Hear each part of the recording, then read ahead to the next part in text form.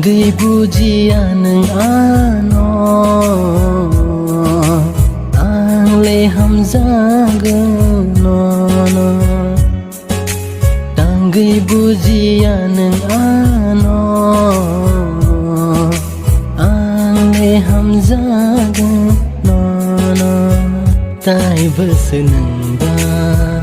bujiya tong sina Tai besenang ba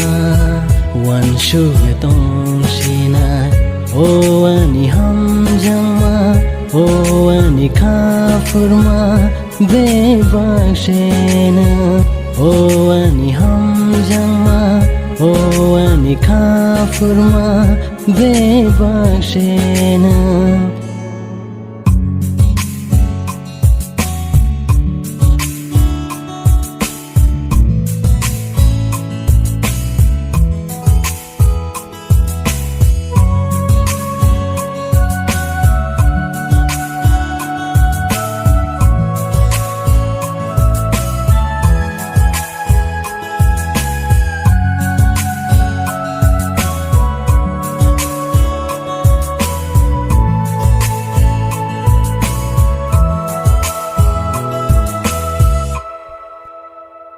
Tong tư tư cha tư tư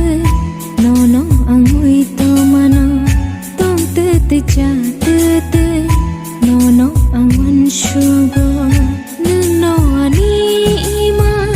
nung no ani mokha be bakshina Nung no ani ima nung no ani mokha be bakshina no ka shom shao hera koma ani bkhao kirima phayo ani yao buin de no hao lewana ma phayo ani yao buin de no hao lewana ma phayo